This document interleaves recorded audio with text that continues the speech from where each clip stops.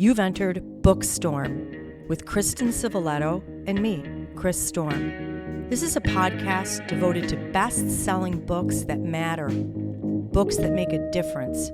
We're diving down deep with beloved authors about their stories. We're exposing hot-button topics and heartfelt themes, the issues that affect each of us in our own lives, as siblings, parents, partners, friends, as human beings.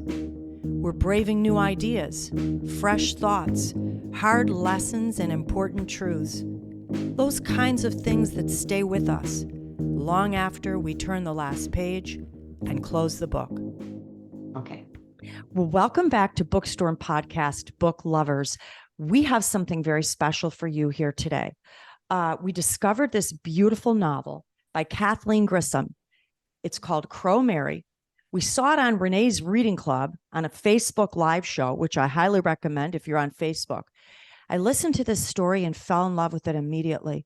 We read the book, Kristen and I. We contacted this brilliant author, gifted Kathleen Grissom, and we asked her to join us here on BOOKSTORM today. Thanks for joining us, Kathleen. Well, thank you for finding me and for inviting me. I appreciate it a lot. I want to tell our listeners a little bit more about you. You will recognize Kathleen's name from her very beautiful book, The Kitchen House. It was her debut novel. It sat in the New York Times bestseller for a good while, very well deserved. It was followed up with Glory Over Everything, another book that we loved. But maybe you don't know this. Kathleen was privileged as a child to be raised in Anaheim, Saskatchewan. It's a little hamlet on the plains of Canada. She lived in a small, tightly knit community, but was fortunate to have parents who encouraged learning about other religions and cultures. So very important. Books were the windows that expanded her world, and we're so glad they did. Years later, she and her husband began restoration of an old plantation home in rural Virginia. This started her writing career. She researched the history to a huge extent of this house and the land that surrounded it. She discovered an old map, and there was a notation on it that read Negro Hill. She devoured this information, looked for answers, and out came the beautiful and important story, The Kitchen House. If you haven't read that, we highly recommend it. But we're here today to talk to her about another very important story that Kathleen has absolutely researched through over a very long course of time, and it shows in this book called Crow Mary. I just want to quote one endorsement that I found summed it up for Kristen and I. Sadiqa Johnson, the author of House of Eve, says this about Crow Mary. Kathleen Grissom has the gift of waking up the past with fever, illuminating an aspect of American history that few people know. Each page engulfed me in a world of conflict, love, and heartache. Tender, compelling, and a profoundly educational and satisfying read. The strength and sheer bravery of Crow Mary will stay with us for a very long time. Yes, Sadiqa, you are so true. Crow Mary is now a part of our hearts forevermore, thanks to Kathleen Grissom. Welcome to BOOKSTORM. Thank you, Chris. One of the first things I'm going to say, I'm going to just correct you. Sadiqa is pronounced Sadiqa. Thank you for that. I'm sure if you haven't already had her on your podcast, you will, because her writing is incredible. Yeah. And I just wanted to point that out. The spelling is Sadiqa, but she's corrected me and said it's Sadiqa. It's pronounced Sadiqa. So I just want to pass that along. Mm-hmm. Kristen and I are very conscious of pronouncing all of the names correctly. In fact, Kristen has some questions about names in this book. And yes, she is on our list. We've not had her yet, but that's on our list. Thank you. You'll love her. You'll love her. She's just a dear soul. She really is. Mm-hmm. Wonderful. Thank you, Kathleen. Well, we're here to talk about your incredible book, Crow Mary. And I'd like to give our listeners just a summary of what's happening in the book, a little bit of the background. And I won't give away any spoilers, I promise. And of course, at Okay. the end, I would love it if you wanted to add anything. But we first meet Goes First, a native girl who is part of the Crow Nation in what is now the American West. We meet her family, and we are immersed in the ways of the Crow people. In 1872, at 16, she marries a white man, Abe Farwell, and he is a fur trader. He gives her the name Mary, which she and a friend that she makes ultimately change to Crow Mary to retain that part of her heritage, of course, that is so important to her. And they set off on a very long trip to a trading post in Saskatchewan, Canada. Along the way, she meets a beautiful friend who is referred to as a Métis. Now, I know there's different pronunciations. Does that sound correct? What I'm the way I'm familiar with it would be Métis, but Métis. you could be as correct as I am because I truthfully don't know. Métis is the way I've always pronounced it. Yeah. Okay. And Um, growing up, that's the way I was taught to pronounce it. Yeah. Wonderful. And Mhm. a Métis is a person who is of mixed European and indigenous ancestry. Now, she also meets and makes a lifelong enemy and what's called a wolfer, a person who pursues and hunts wolves and sells their pelts. His name is Stiller. Now, despite learning a very dark secret of Farwell's past, she falls in love with her husband.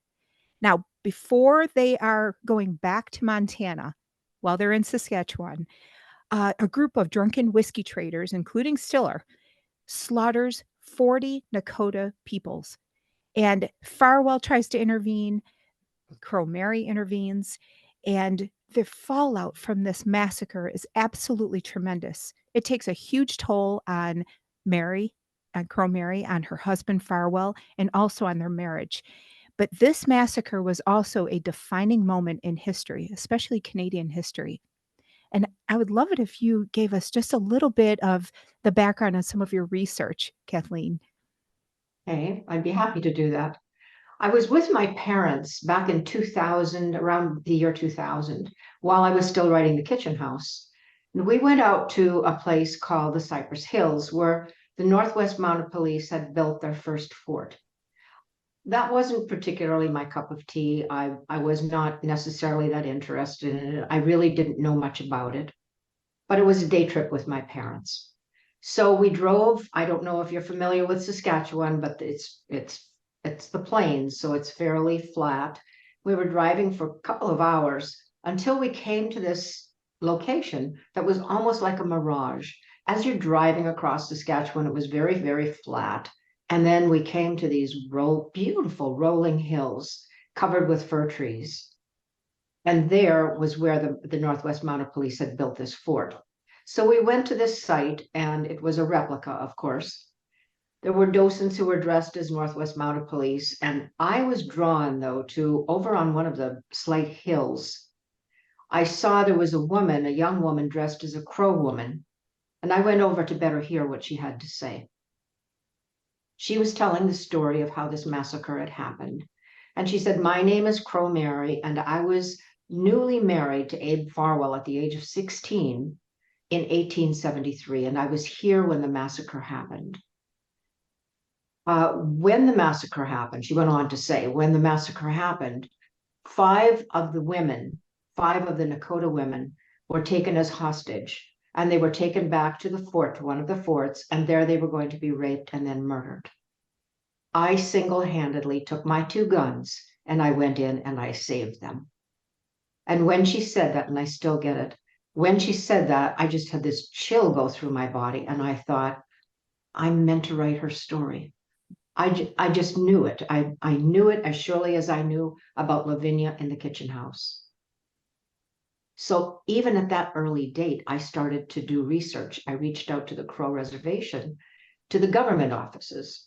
And there, a man by the name of George Reed picked up a telephone and identified himself as a Crow elder and said that he was equipped to answer my questions.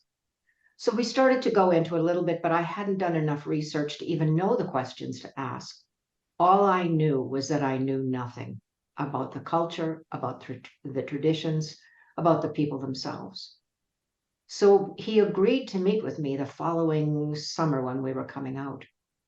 And it was a Friday evening. We were leaving Saturday morning, but I took whatever I could, grabbed hold of that date, went out to Montana.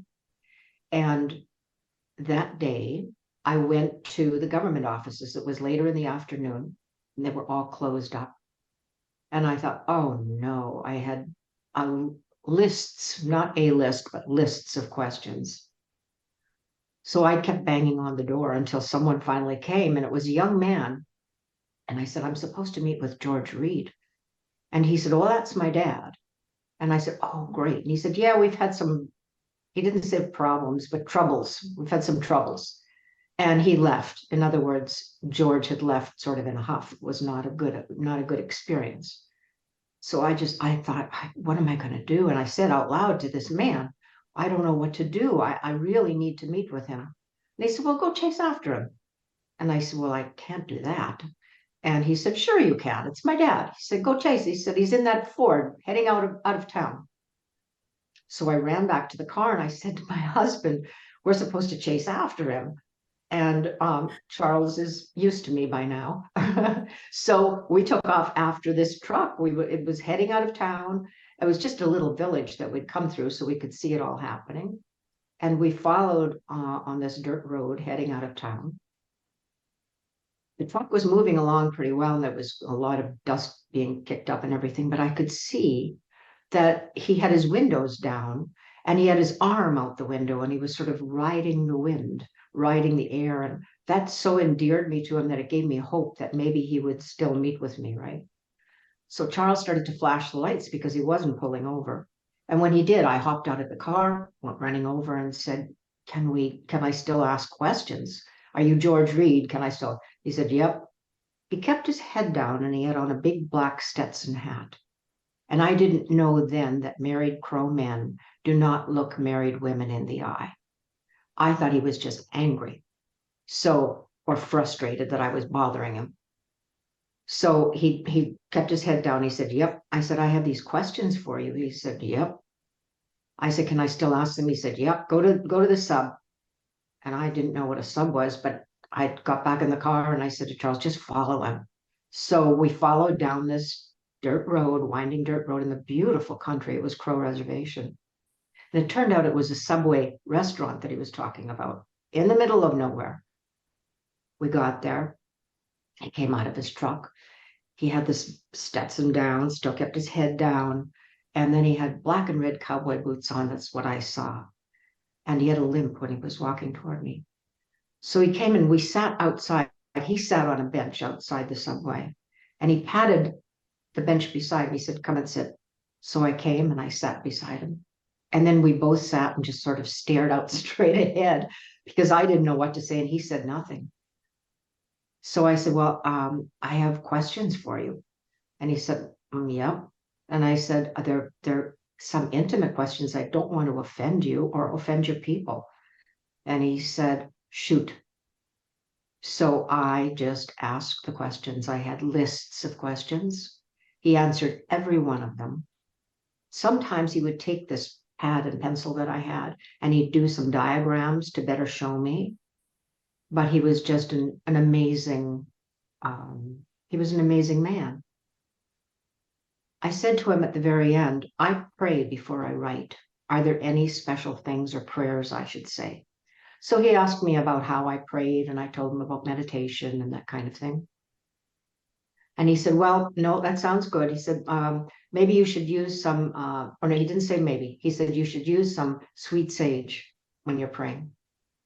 And I said, okay. And I thought, where am I going to get that from? But because we were leaving the next day, right?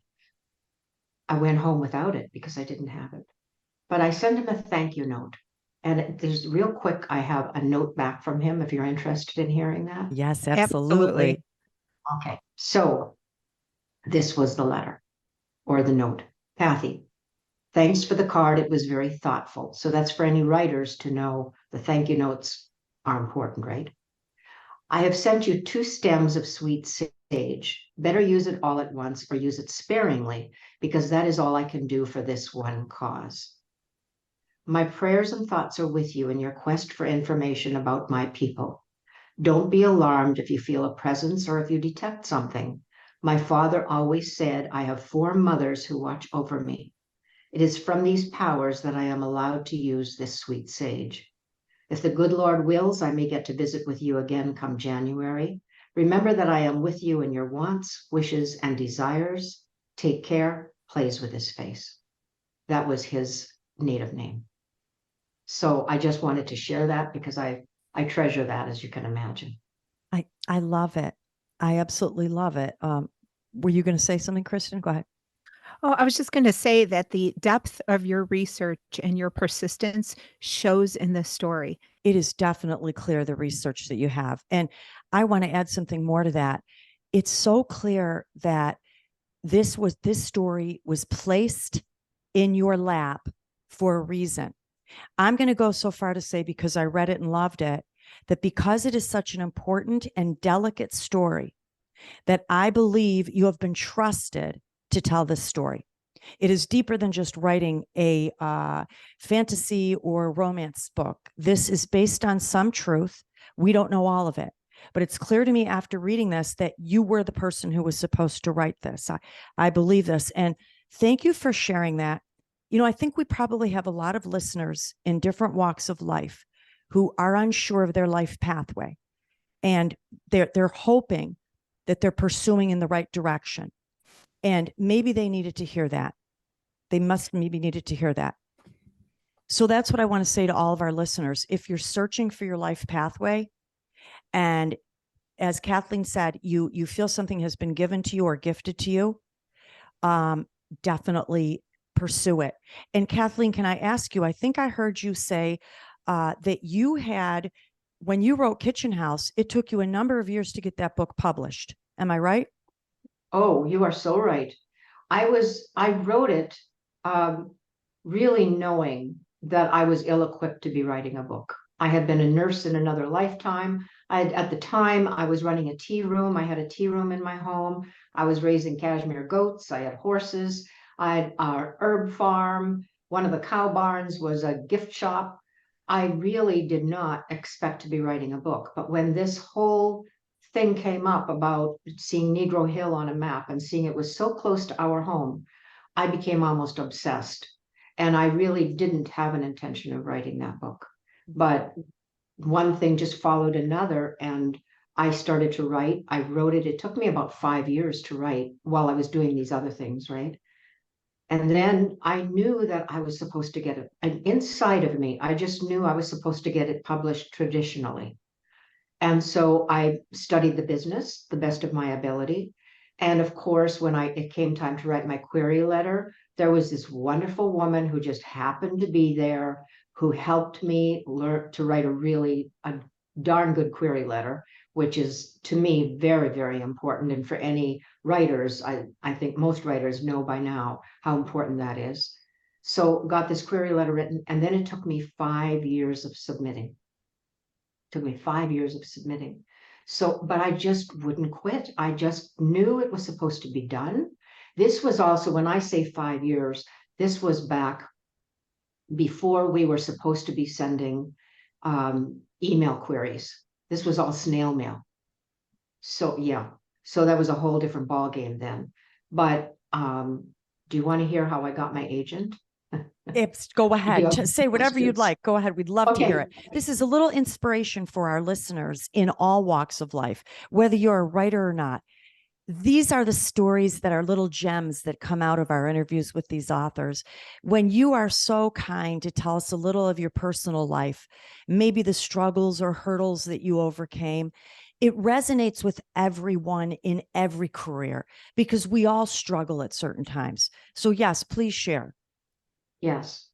Well, I sent 5 years of submitting these query letters. 5 years into it, we now could start to submit, or well, we still weren't supposed to, but people were starting to submit to the agents with emails. But I was just feeling done. I just thought, what am I going to do? And I thought, well, you know what? I'm going to just start at the top of my list all over again and see what happens. But when I was figuring that all out, I read this story somewhere, heard this story, I read it somewhere, about this agent in New York, Eric Simonoff. Do you remember when there was this brouhaha with James Fry and Oprah? And he had written this book and apparently had enhanced so much so that they were called lies. And he was told at that time, apparently he was told at that time, that he would never be published again. But there was this agent, Eric Simonoff, who went to him and said, "You write the book, I'll get it published for you." So James Fry wrote another book, and Eric Simonoff got it published for him to the tune of $1 million. And I read that story and I thought, that's the man for me. That's the guy. So I really had nothing to lose any longer. I took my query letter. I found somehow online, I found his email, and I sent him the query letter via email. All big no-nos, as you know. The next day, I got this email back from him saying, sounds good, send the manuscript. So I did. And about a week later, I got a phone call from a young woman, Rebecca Gradinger. And she said, "Kathy, I've read your manuscript and I just love it. I would love to represent it." Apparently, Eric had given her this manuscript. And there was my agent, is my agent, an amazing agent, wonderful woman who has been my agent ever since. So that's just how it happens. At the time when you just want to give up, then you take a long shot and maybe you break a rule or two, but it worked for me. So if I can pass that along and inspire anyone, away you go. You are inspiring everyone. Good. Now, let me dive a little deeper into the Crow Mary story for our listeners, because I want to make sure they pick this book up. And I have to say thank you for telling this story that must be told. You've been a voice for a people who have been historically persecuted. I love your character, Crow Mary. At a very young age, she was married and moved so far away from home, but she took some things with her. She took her beloved teepee, but she also took her customs, her traditions, and her spirituality. These saw her through many difficult times. She prayed to the first maker to protect her. She had dreams and premonitions and warnings that came true. From your research and your conversations with the Crow Nation, can you expand upon the importance of these traditions and the spirituality in their everyday life, and also maybe in ours? Yes, well, when I first started out doing the research, as I said earlier, I knew that I knew nothing. And I was really taken aback when I began to do the research and saw how spirituality was a running theme throughout their culture and their traditions. I had no idea how rich their culture was, nor how, as I said, how it affected everything that they did. When we talk about they hunted buffalo as an example, they didn't just take a rifle and go out and hunt a buffalo. There were prayers that were said beforehand. There were many, many traditions, and there was much spirituality involved with that. So that was really what Mary took with her when she went. I think it was just a part of her. It was a part of who she was. And I intentionally stayed away from description of the spirituality because I really knew that there was a boundary there. I felt there was a boundary there of a white woman writing about another culture and the spirituality of it, the real, true culture, or how they based it. I'm not explaining myself well, but I think you understand what I mean. So I held back from descriptions of how she practiced her spirituality. I did make mention of what I needed to make mention in order for the reader to be able to follow along and understand what she was doing. But as I said, I attempted to really hold at bay judgments of other people about the spirituality of the Crow people themselves. That I felt was theirs, and theirs alone. And if they choose to describe that or involve people with that, that is their choice, not mine. So I try to remain respectful of that. I feel that that came true so strongly in the story, that you had such a great amount of respect for this people going into the research, and maybe not understanding all their culture, but wanting to. And this desire to tell their story in the most accurate and respectful way. And you certainly achieved it. It's a very emotional, heartfelt story, and we loved it. Good, good. Kathleen, your story also highlights Crow Mary's bravery and her courage before the massacre, during the massacre, and after the massacre. And I wanted to dive in a little bit more about this historical, event, because as we look back on it, it's had a tremendous impact on both Canada and the United States. I was wondering if you could talk about that just a little bit. For example, do we look at the whiskey trade differently as a result of what happened here, or wolfers? Well, I think at the time, none of that would have really been addressed. And I think it has taken history for us to be made aware. At the time, the white people had a whole different take on it. And some of this was just accepted. As an example with the schools, that was just a white person's idea. And when I say a white person, it was collective, of course, idea of how to assimilate. And as we can see with history, with time, what a huge mistake was made. It was, to me, the same exact thing then. Whiskey was used in the fur trade, and Abe was one of the culprits right there. So I believe in retrospect that these stories are helpful, but at the time, I don't think it made much difference. I think they just kept on going. So many, many people were affected. The Nakota, when I started to do research about slavery, I saw how this played out for generations, continues to play out, the effect of slavery. And this is my opinion, of course. That was the feeling I had. That same sense was when I was studying this event, and the impact that the powers that were at the time had on the cultures, and how that will have to play out probably for generations before we have a true understanding of the depth and width of the trauma. Absolutely. I answered your question. Yeah. In fact, I think for decades, the United States policy was, we are your fathers. We will help you to become fully human and fully civilized. And That's that right. and that was a terrible policy approach that really was in our law, even in the 1950s, I 1940s.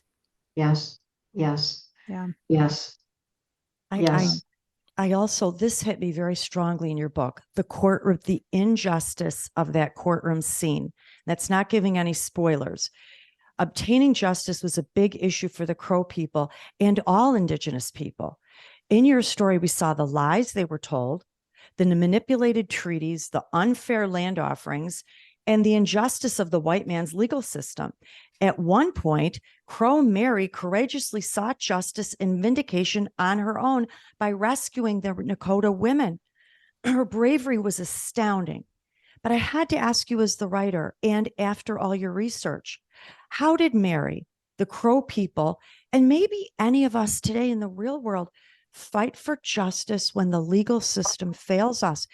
At one point, I looked at the Crow laws of long ago, and I thought they were pretty good. Well, that's the part of different cultures. We can learn from each other if we take the time, right? Now, it wasn't just the time, there was the barrier of language, and also greed and power pushing the white settlers out. So there was that, rather than stop and think and assess in a fair way, that just wasn't done. So it was a matter of overtaking, and which again was done. But it surprised me, again, while I was doing the research, this lack of communication, this inability to be able to understand one another's culture. It was just as difficult for Mary as it was for Abe. They really had difficulty understanding one another.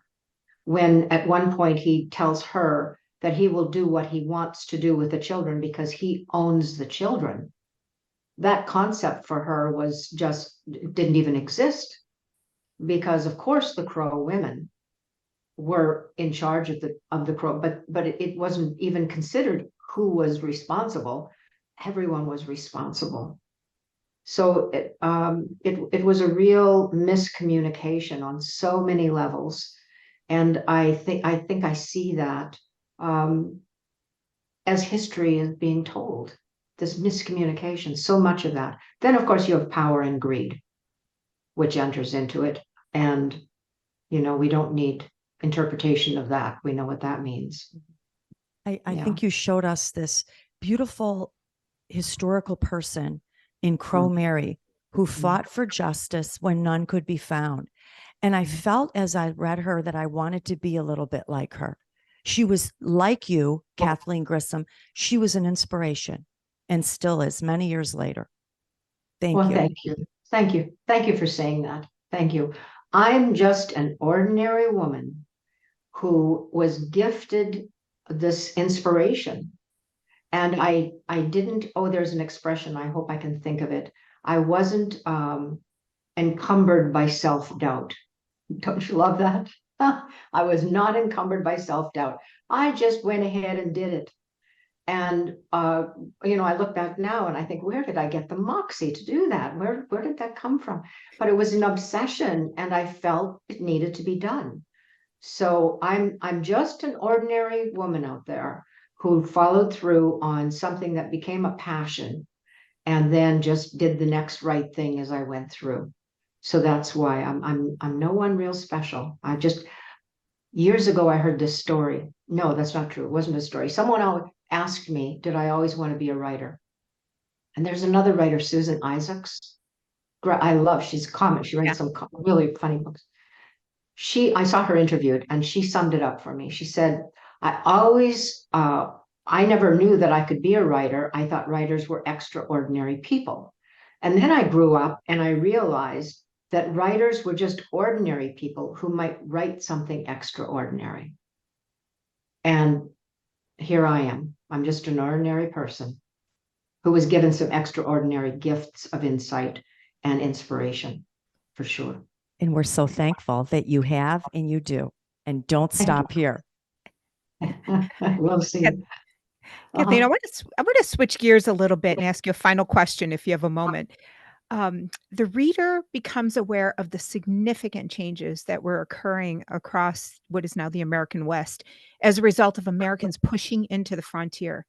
We saw a dramatic decline in the numbers of buffalo and elk. I mean, it used to have abundant wildlife, and that was changing even during Crow Mary's time. She was very taken aback by the different practices of hunting of the indigenous people versus the white people. And I wanted to ask you, what were some of the indigenous perspectives that maybe underlied their conservationist approach? I was wondering if you thought it was gratitude. Well, certainly gratitude, and that's a huge part of their spirituality, is the gratitude that everything that they've been given. And as an example, when they would slaughter a buffalo, every bit of the buffalo was used.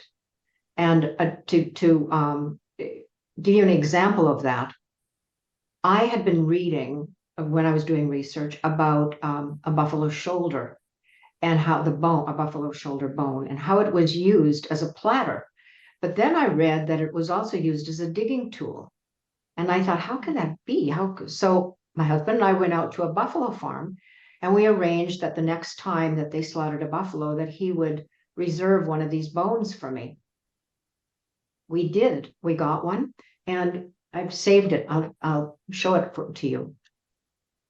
Can you see that? Yes, That's absolutely. a buffalo shoulder. So this Wow. part would have been used as a platter, but it also would have been used as a digging tool, as a shovel, and as a digging tool. So I had to go through that. We brought it home and boiled it off and did everything we were told to do so we could get that. But that is how important each part of the buffalo was to the Crow people, to all of the indigenous people, of course, but of course to the Crow people in particular that I studied. So every bit, they were grateful for every bit, but not just grateful in words, but grateful in action, where they used every part of the buffalo, every bit of the buffalo. Yeah. Yeah, thank you for that example. One of the things I loved about this book is looking at, the practices of white people through the eyes of a non-white person. And Yes. it didn't make sense sometimes when you were examining I things and know. holding them up to the light. Yeah, that's right. That's right. It That's a doesn't. That's Yeah. a great lesson for all of us in the importance of everything in nature and not abusing it or overusing it, and treasuring it and keeping every part. There were a lot of lessons like that in this book as you opened us up to another age, a group of people who are no longer here, but their memory lives on. And this beautiful woman named Crow Mary, who did something so very brave by saving those women and providing justice. And before we let you go, can you give us a clue?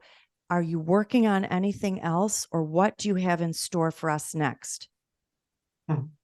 Well, the last 3 years that I was working on this book, I had COVID. I still have long COVID, struggling with it. And I promised myself when I got this published, I would give myself a rest. I would take a break. So that's what I'm doing right now. But I'm also praying, and I wait for inspiration. So I'll see. I'll just have to wait and see. I really have no idea at this time what's coming next. I feel like you're on the right track, because this is what you did the first 2 times, and It look is. what came out. So we're Kristen and I are going to be patiently waiting for the next book. We will love to have you back on our show again. And let me tell our readers, we're grateful for all of you. 70 countries, all 50 states, I think over 1,400 cities. It's because of listeners like you and gifted authors like Kathleen Grissom. Connect with Kathleen Grissom until her next book comes out. You can find her on X, formerly Twitter, Facebook, Instagram, her website, KathleenGrissom.com. Kathleen, it has been a treat, a pleasure. You are an inspiration, and I don't care what you say, you are special to us. Thank you for coming on our show. Thank you, Chris, for having me. Thank you, Kristen, for having me. One of the things that I would like to mention is that if there are book clubs who read my books, any of them, they can reach out to me through my website and contact, and I would be happy to call in and speak with them if we can arrange a date. So just to let you know. What a treat. Go and do that, listeners everywhere. That is a very special treat to have Kathleen Grissom. It's been a pleasure. See you next time. Thank you both. Thank you both. Thank you. Well, listeners, we're going to leave you with a few storm predictions to pique your interest, or maybe you'd like to read ahead. We're going to be interviewing Patricia Cornwell, Unnatural Death, Tess Gerritsen, The Spy Coast, Jenny Colgan, Midnight at the Christmas Bookshop, Jacqueline Michard, A Very Inconvenient Scandal, Virginia Cantra, A Fairy Tale Life of Dorothy Gale, Nick Petrie, The Price You Pay, Nita Prost, The Mystery Guest.